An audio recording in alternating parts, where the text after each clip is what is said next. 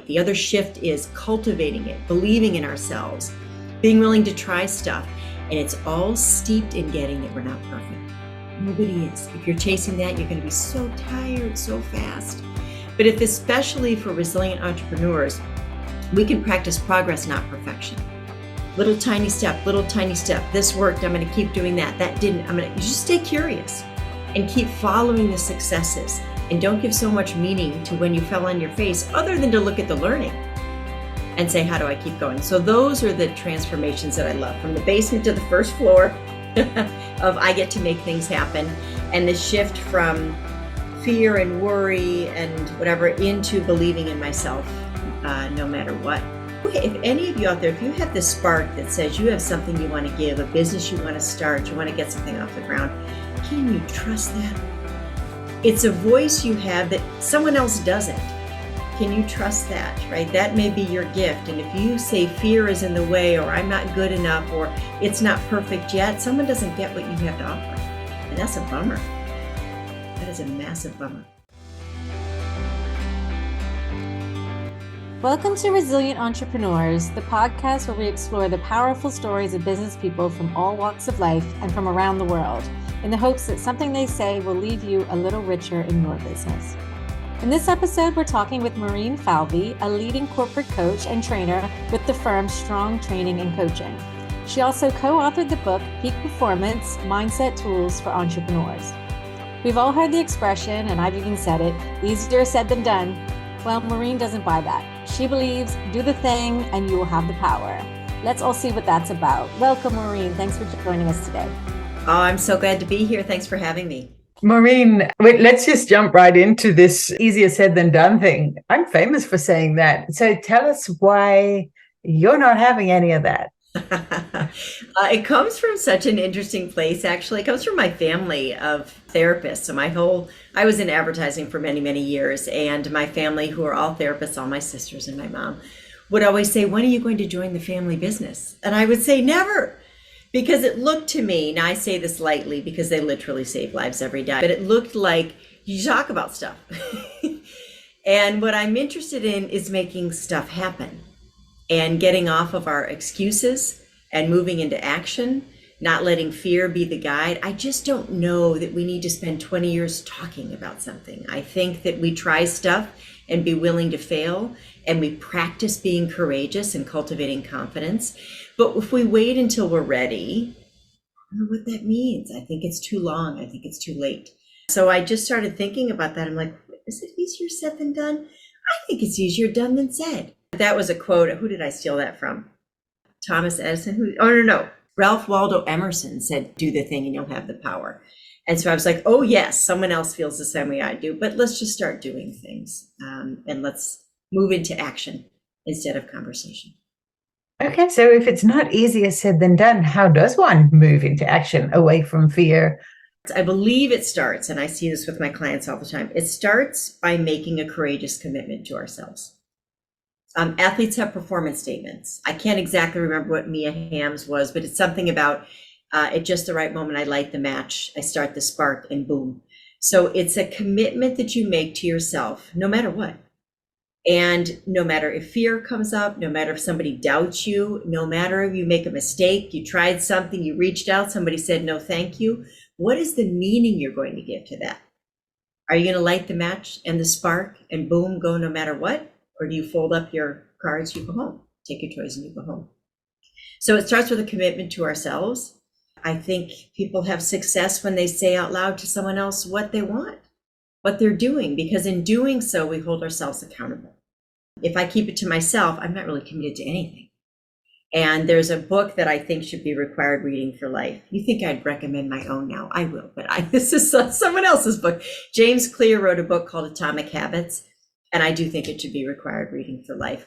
He talks about congruence in there, and he says, when you say out loud to someone else, I'm an entrepreneur, I'm going to start this thing, or I'm going to light the match, light the spark, right? And you say that, so your brain starts to conspire on your behalf, and it starts to do the thing, and it makes things happen. So I want us to say it out loud to someone else. I want us to buy into this congruence, and I want to make it our must no matter what, no matter whether there's fear. Of course, there's going to be failure. You're a brave entrepreneur. Of course, you're going to try some things and some won't work and some will. I like what you said right there. The accountability part, I think, is really key. And I think it's a big part in like your first action step is just to say it out loud. We talk to entrepreneurs who don't want to tell anybody about their idea, or they're afraid they say it that somebody will steal it or this will happen. There's that fear a lot too. So they don't say it out loud. They don't get on social media and say, I'm going to do this thing. And that brings a lot of accountability if you've got people following you. So what are some other ways to really sort of, I don't know, maybe have more easier entry, like more bite-sized pieces to get into the accountability? I think having a coach is probably one of them. I don't think we're meant to do this work of life or work or entrepreneurialism alone. We're meant to do it together. I mean, in Maslow's hierarchy, belonging is pretty fundamental in being a part of things. I think it also builds our confidence when we do things together. But you just said it brilliantly. We're not biting off this big thing. One inspired action at a time, we reach success. And when it feels too big, we don't go. We can't move. Our brains are hardwired. It's always seeking. Where's the threat? What's scary? What's too big? And so we want to make it as small and as tiny as possible. And part of the reason for that is once you do the small thing, and I'll give an example because a friend of mine does this really well, who's a coach. But once you do the small thing and you have some success around that, the confidence builds, and now I'm ready to bite off something a little bigger. So this friend I'm speaking of, she's a productivity and time management coach. When you're facing down the barrel of something you have to write or something you have to do that seems hard, with her client, she says, I just want you to open up your computer and I want you to type the first word. And then I want you to shut it. Don't do anything else. And it's kind of like that congruence thing. Now I've started moving. Now I'm like, wait a minute, I kind of want to open it again and put the second word. Do the hardest thing, give it a title, give it a tiny thing, right? Because what we end up doing is waste so much time on procrastination, excuses, and fear. And she's closing that gap as well. She's closing that gap between nonsense and conversation and just doing a thing, because in between there is a bunch of unproductive stuff. So you do the thing, one small step, one inspired action at a time. Yeah, I tend to find I can be really productively unproductive. So when there's that thing that I don't want to do, say, for example, writing a blog or something, I'll clean my house, I'll do something with the kids, I'll go decide to bake something. I will go find like lots of other things to do because if I'm not busy, I feel lazy and I don't like that feeling. And then it's just weighing on me. But if I can kind of busy myself, I can kind of still put off the thing I should be doing, but don't really want to do. But I like that. And I've heard somebody else say, just commit to going to the gym, just going there. You don't have to do anything. Just go get into the gym, walk in, say hello, whatever, sign the thing, and then walk out. You don't even have to do the gym. But inevitably, you're going to go and then you're going to actually. So that's what happens. But you don't have to commit to the whole thing because the big whole thing feels overwhelming, scary. Yeah. You're talking about transformation, Maureen, and I'm interested to know, for you personally, what lights you up when you're working with clients and you see transformation? Which part? What is it about the transformation? And explain to us what they experience. I think sometimes even when I hear the word transformation, we think it's this thing that happens to us. It's actually something we get to make happen. I want people to really get that they're empowered in a few different areas of transformation that I see. When I see people light up, it lights me up. It's usually in two areas, and it's a choice. Right? It's not some big thing. We're not waiting for the universe to like lay out the red carpet. It's a choice. And the first one is the hardest one. If you think about, not to get all crystally, but like energy levels, there's 7 that have been identified. The lowest one is the hardest one to shift. If you imagine an apartment building, it's the basement. And the basement energy is things happen to me. This idea will never get off the ground. My business will never be successful. No one will ever buy what I'm selling. It's very heavy. When you can shift that into, I'm going to make this happen, right? Things don't happen to me. They happen for me, one choice at a time. So it's the hardest one to shift, but that's when we can start to play ball. You can't do it until then, right? But now we're starting to talk about possibility and empowerment and what I can decide. I'm not waiting for someone to save me or come start my business. If not me, who? So that's the first magical moment that is so exciting to see. The second one, further in the journey, because fear comes in, right? People say, I'm going to fail. What will people think of me? is believing in ourselves, no matter what. We all have funky days. We all have imposter syndrome. We all have those days where we're like, I'm not good enough. In fact, after my 25 years in marketing and advertising, I went to get my coaching certification. It's so interesting. And the facilitator said, I want you all to get out a big piece of foam core and a thick marker and write on there your gremlin, that area of your brain that tells you you're garbage. And we all kind of like wrote it down, hiding, right? No one else said this horrible thing. I'm sure they didn't. And then he asked us to lift the foam core, and everyone's board said the same thing. I'm not good enough. And I just don't want anyone to be a card carrying member of that club. I get it. I carry it around sometimes, but you're always one choice away from ripping that thing up and putting something different on your sign. Maybe it's even just this: I'm not good enough yet. Or I can't wait to be better at this thing. No one ever arrives at confidence, is my point. The other shift is cultivating it, believing in ourselves, being willing to try stuff. And it's all steeped in getting that we're not perfect. Nobody is. If you're chasing that, you're going to be so tired so fast. But if, especially for resilient entrepreneurs, we can practice progress, not perfection. Little tiny step. This worked. I'm going to keep doing that. That didn't. You just stay curious and keep following the successes, and don't give so much meaning to when you fell on your face, other than to look at the learning and say, how do I keep going? So those are the transformations that I love, from the basement to the first floor of I get to make things happen, and the shift from fear and worry and whatever into believing in myself, no matter what. If any of you out there, if you have this spark that says you have something you want to give, a business you want to start, you want to get something off the ground, can you trust that? It's a voice you have that someone else doesn't. Can you trust that, right? That may be your gift. And if you say fear is in the way, or I'm not good enough, or it's not perfect yet, someone doesn't get what you have to offer. And that's a bummer. That is a massive bummer. That's the mindset I like. When you switch from all about me and I've got to build this thing and I've got to create this thing and I need to do this, to other people need this thing and I've got to get it to them because I know that it's going to be helpful in some way. You switch into a service mindset, it makes everything easier. And then you want to take the action because you realize it's for other people. You get out of your own way a little bit. Yes, and out of your own head. And when you start to do that, then you're more willing to share with others. Like I notice with a lot of entrepreneurs just starting, or people that come in and they want to coach, and I say, well, who have you shared?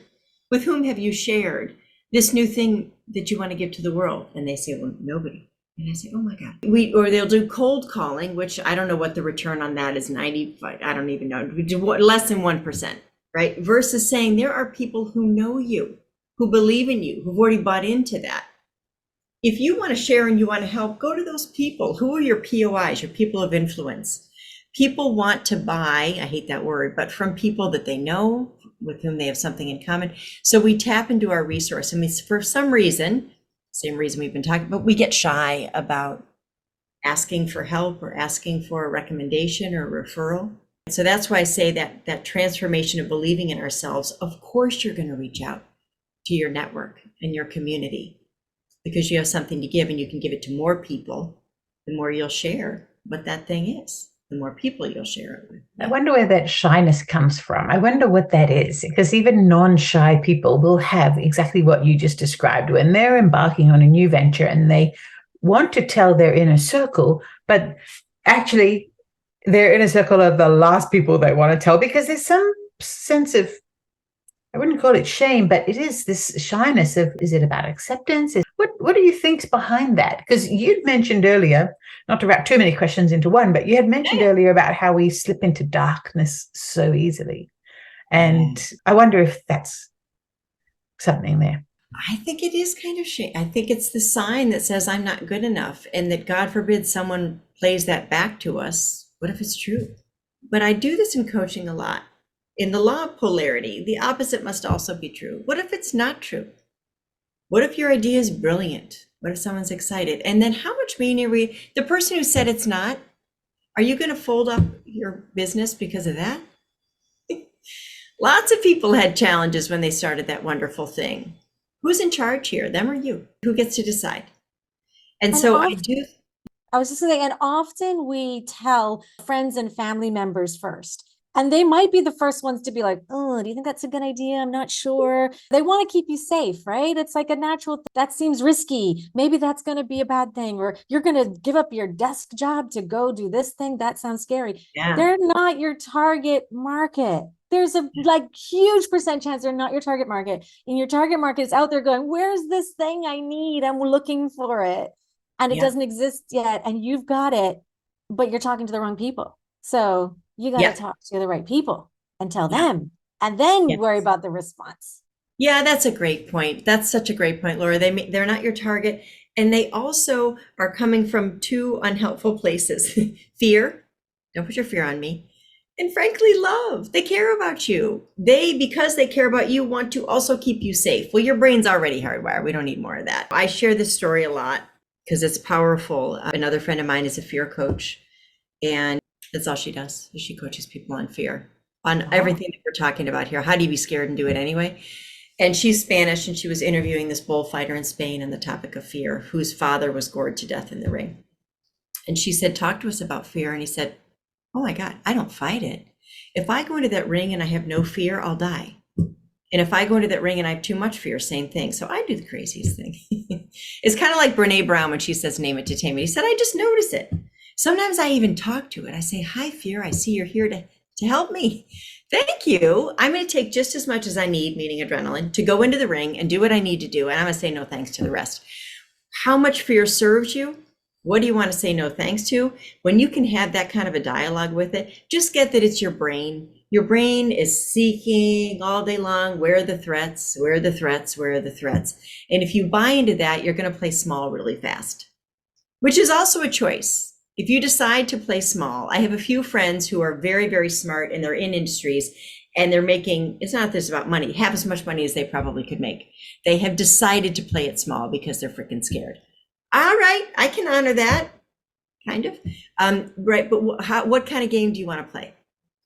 What kind of game do you want to play? And if fear is out in front, right, or what other people think of you is in front, or someone else decides that's a bad idea, you decide what you're going to follow. And you can always, back to choice again. So I said, I started this conversation talking about therapy. I don't know that it takes 20 years. It might, but it might just be, you might be one choice away from saying, I am going to say no thanks to that. That is not aligned with who I said I want to be and where I said I want to go. Thank you for your opinion. Appreciate that. I know it comes from love. No thanks. I was going to circle you back to that whole conversation about your family being a family of therapists. And here you are in a career that is really about talking and helping other people talk through a lot of their concerns. So what was your transition between advertising and coaching training? And how did that come about, Maureen? Advertising was amazing, wonderful, dynamic. Every day was different to different people, and it's creative and it's business and it's psychology. And toward the end of my career, I just noticed this curiosity in me changed from those great ideas that my wonderful creatives were coming up with into the people. And what's attractive? I don't mean magnetic and that sort of thing, but what's attractive in leadership? That person over there that everybody wants to work with and for, how do they do that? And can I teach that? And can we learn that? And of course, the answer is yes. And so I made the jump into saying, how can I do that full time? How can I help people live and work on purpose instead of by accident? How can I help them work by design? A lot of people that I work with that are still in corporate America are like, God, they're time thieves everywhere. People are double booking me. It's as if they say you're not in charge anymore. When you let someone do that. And so these leaders who lead and look at their day on purpose, that doesn't happen to them because they block and they tackle and they know exactly what they're set out to accomplish in that day. And nothing else can sneak in. But when your life, your entrepreneurial idea, whatever, when it's happening to you and not for you. So it was like really about putting people in the driver's seat of making those choices. There's a quote from Mary Oliver, which I love. It's kind of the shift from therapy to coaching, really, which is, tell me, what is it you plan to do with your one wild and precious life? She doesn't say, what is your dream? I love dreams. That's just where it starts, though. I come in where you say, what is your plan to start your business? or to believe in yourself, or to try this thing, or to get that promotion, or believe in whatever. What is that thing that you want? And let's put our plan together to make sure you have it, one inspired action at a time. That is how I got from that to this into the work that I do now that has not felt like work for one day for 5 years. I can imagine it feels very fulfilling, right? You make a lot of impact in what you do, and you get people into their peak performance. So tell us a little bit about that. Like, what does that mean? And Maureen, based on that, given that's the title of your book, what are some of the mindset tools for entrepreneurs? The peak performance, it starts with us. It starts from caring less what others' opinions are of us. And I don't mean not having EQ and reading the room, but I mean for us to be in the driver's seat of all of that. And I think peak performance starts with a mindset, a winning mindset. You have a choice every day. We have a choice every day. You can spiral downward or upward. And there's certain people, let's just acknowledge this, certain people that are hardwired to notice what's wrong instead of what's right. I actually love those people. It's a superpower I don't have. They can go about the day noticing what needs fixing. I don't. They make great lawyers too. Great lawyers. Yes. Thank you for that. Yes, they do. Always looking at the risk. Yeah. My husband was an FBI agent and he noticed what's wrong. Yeah.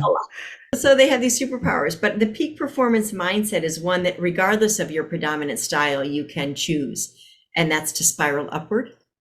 That is to have a performance statement and to show up no matter what, to be consistent. It is to practice positivity. And I don't mean being a cheerleader, 2, 4, 6, 8, Lauren, Vicki, you're so great. I don't know what that means, but it is about, if you're going to notice what's wrong, I just want you to, in equal measure, give some time to what's right.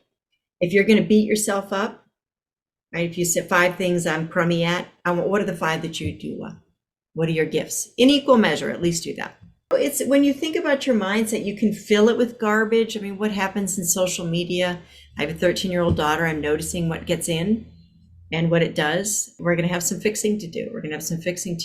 We're grown-ups. We should know better. Who are you spending your time with? Dr. No's, people that say no and people that make you feel like garbage, or people that lift you up? Because I think I've noticed this. We do become the average of the 5 people we hang around the most. No question about it. We start to adopt their language. It's even true in terms of our eating habits. If you go to a buffet, the people that you're up in the line with, you will eat as much as they eat. I think it's the same thing with the mindset, practicing gratitude. What if when you had that scary entrepreneurial idea, you said, I'm so grateful for this. I'm even grateful for the fear. I'm grateful for this thing that I'm going to go do, that I get to go do. So I think mindset is the path to peak performance. And then you hold yourself accountable for those inspired actions. I like the performance statement. That's something I've never heard of before outside of athletic, outside of sort of a driven superstar. But like an average human being having a performance statement, how would you start to figure that what yours should be? Like, I want some ideas or some, what are some, let me start with that. Okay, you want to play now. All right, I have something. I don't mean to say this is easy. I would like for you to take some time to think about this, but what we're really talking about, let's set athletes aside for a moment, is your personal narrative. What is the story of you? I'm in an elevator, somebody says, tell me about you. I want you to have that statement, that thing that guides you. And all stories, all narratives happen in 4 parts. So the first part is, what is your plot twist? From who you were, and I'll give you an example in a second, to who you want to be. What's that shift? Right? Like you talk about the transformations, is what I'm saying. It can be aspirational. You don't have to be there yet, but I want you to identify your plot twist. The second thing is identify your archenemy. What is in the way? What are you up against? And I'll give the example for that in a second. So plot twist, archenemy, the moral of the story, and we sometimes call this like advice your mother gave you. It can be a quote or something, but what's the moral of your story? It could be a book you read when you were a kid, The Little Engine That Could, whatever. And then the fourth part is, what is the big idea? What is the plot of your story? So I'll give an example as it relates to myself, and then I'll share those again so you can all do that. Not as homework, because that sounds hard, home fun. which is this. My plot twist was the shift from mild-mannered Midwestern girl with a pulse to foul-mouthed New Yorker with a point of view. That is who I want to be. My arch enemy is fear. I can't have that in the front seat. I won't get any of the things that I want for me and for you if I let that drive. So my arch enemy is fear. The moral of the story is a quote from Anis Nin that resonates tremendously with me, which is, life shrinks or expands in proportion to one's courage. Life gets big or small real fast when we choose fear or courage. And my big idea is go big or go home, right? I'll give an example. This was a few years ago, but we do these free, it's strong training and coaching. We do these free start off strong sessions where we want to give back and we want people to come in. And sometimes a lot of people will come. So the first time it was 100 and then it was 300. And then one of them, there were 700 people. And at the time I'd never spoken to 700 people before. So I got all in my head. 700 people are judging me right now, waiting for me to fail. What the hell is that? So I reminded myself, what am I here to do? Go big or go home. I have a gift to give to people and I can't give it if I choose fear right now. So I'm not going to fight fear because it'll get too big. I'm going to acknowledge it and I'm going to do this as best I can, probably not perfectly. With the fear, it might be hanging out right there. I still see it, but I'm going to do it anyway because I can't be who I am and I can't give my gift to you if I let that get in the way. So I go big or I go home. And it takes a second. It's not a whole story. It's not 20 years of therapy. It's my promise to myself that I made to show up a certain way no matter what. What's that like to speak to a room that big? Yeah. What is that like? Because I'm sure lots of people listening have thought, maybe I want to be on a stage. Maybe I'll have a big presentation to give. Maybe I want to be a speaker. That fear is right there because it's the fear of the unexpected and the unknown is often worse than any other fear. So like, what's it like? Take us to that place where you've got a stage and 700 people looking at you or more. So Lori, you're this is the first podcast that's ever made me tear up. And I say that from a place of joy, not tears, but just you took me to that place of what it feels like. And I want to share that. It is the experience of being right where we're supposed to be. And there's nothing more powerful. My mom, who is a therapist, says the purpose of life is not to be pushing a cart uphill with your nose the whole time. It's to be in it riding. I'm in it riding. When I show up according to go big or go home, I'm where I'm supposed to be. That's a feeling I think people need to feel. You need to get there. It's worth it to keep pushing, taking the action, as fearful as it can be, and making the mistakes and having the failures and having the successes and just keep going to get to that feeling. Now you're making me emotional now because it's like, oh, yeah, that's it. That's peak. That's peak. That's peak. Right? It's like the most in the moment feeling that you could have. It's the most in the moment feeling you could have. And I want more of us to have it. So yeah, thank you. Thank you for that moment. Thank you for sharing it.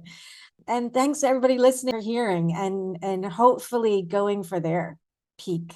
So what's the best part of what you do? Like, what do you love most? Like, what makes you go to bed at night like that was an incredible day? Like what is it about being an entrepreneur or working in this business? Like what is it that's your big, most beautiful thing? It's the transformation that Vicki talked about up front, but it's the win-win. That's for someone else, which is great, but it's also for me because that transformation is deeply tied to my why and my entrepreneurial spirit and why I do what I do and why I'm in the cart riding. And whenever you can, especially with your own business and your own brand that you're building, look for the win-win. That's the sweet spot. That is being in the cart riding. And that is something that just lifts all ships and elevates the energy everywhere. And that's the invitation that we all have for you. Thanks, Maureen.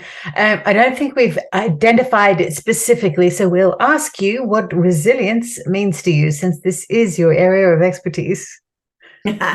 We have at Strong Training and Coaching, I don't know, hundreds of different training modules, but my favorite one to bring to people is on professional resilience. And I think it comes in a few parts. Number one, get that you're not perfect. If that's your brief, you're going to be in a lot of pain and you will not be able to practice resilience. So I want you to really this is how you can do that, by the way. Make a list of things you're good at, contributions you're so happy you get to make. Make a list of things you want to get better at. That's it. Just start there. We're not hiding out anymore. We're just saying, this is what I do well. This is what I'm working on. The resilience then comes from the story you tell about the mistakes that you're going to make, the failures, I wouldn't really use the F word, and the story you tell about them, and your performance statement or what that thing is for you that gets you back up again. Every athlete will say, I didn't learn. So I'm going to try to not make my language colorful. Gina Schock from the Go-Go's. I don't know if anyone's brought up the Go-Go's to you in decades, but she said, I didn't learn shite, I'll call it, from my successes. Everything I am, everything I've learned, everything I've contributed is from my failures. And so it's that quote that's overused. We misattribute it, but I want to get it correctly here. Thomas Edison was interviewed by a reporter after he invented the light bulb. And they said, what did it feel like to fail so many times before you got that right? He said, oh no.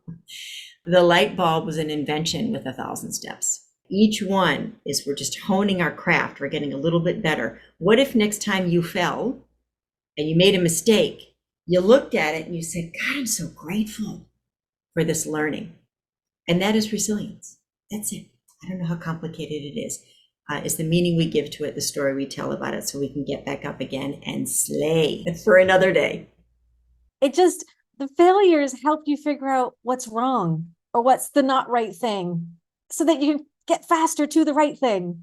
That's I right. love that mindset too. Like, let's just change it from like, yes, I figured out that's the wrong way to do it. Great. I know that's the wrong way. So now I can figure out the right ways right there. Yeah. And even celebrate it. Sarah Blakely, the CEO of Spanx, has oops nights, right? Oops meetings, and they're F up nights across the globe in 300 locations. I think that's going to catch on like wildfire. Us experiencing the humanity of one another, that nobody's perfect. We're just trying stuff. Tell me more about that. This is the first time I've heard of this. Yeah, so check it out. So the best leaders right now do oops meetings, regardless of what you call them. I used to run sessions called If I Knew Then What I Know Now, and have the senior people get up and talk to the juniors about falling on their face and what they learned and why that's why they are a C-suite person now. But so Sarah Blakely has those oops meetings. God, I worked with another leader. I can't remember what he called them. So just be creative with it. What are you going to call your oops meetings? But there are, just Google F up nights. It's actually called the F word. So sorry to offend. F up nights across the globe, and people come in, business people come in, lawyers come in, doctors come in, and you say, oh, that didn't work. What did you try? And it's to normalize our fallibility. And we started this conversation with the whole concept that as entrepreneurs, we're just trying stuff. And that's another great mindset. We're just trying it. Yeah. We have the freedom to do that. Yeah, I love that. I was just going to share, if you want, another way to add something to your performance statement or your big idea is to give it some music. Mine is Shakira's Try Everything. So you might want to have a theme song for the work that you do as entrepreneurs as well. Music's powerful to you, eh? Yeah. There's this, Tony Robbins talks about priming, but it's a way of priming us for that thing, especially if the thing is scary. And it does bring some emotion out. It pulls emotion out of us. It pours emotion into us. Music's fabulous. Fabulous. Talking about fabulous, Maureen, you have been a fabulous guest on this episode, and we appreciate you and everything that you bring to the audience. And I'm certain that there's great value in listening to this over and over and over again. So thank you for your energy, your spirit, and your generosity. Yeah, it's my pleasure. It's a reflection back on the two of you, Vicki and Laura. Thank you. It's been a pleasure. And I wish you both the very best, and all of your listeners. I've loved this time we've had together. Thank you. Thank you. Beautiful. And that's a wrap for today's episode of Resilient Entrepreneurs. We hope you enjoyed hearing from our amazing guest and learned something new about resilience and entrepreneurship. Remember, resilience isn't just a trait, it's a skill that can be learned and developed. And if you want to stay connected with us and hear more inspiring stories, be sure to hit that subscribe button and follow us on social media. And if you know somebody who's a resilient entrepreneur and would be a great guest on our show, we want to hear from you. Please reach out. Thanks for tuning in, and we'll catch you on the next episode of Resilient Entrepreneurs.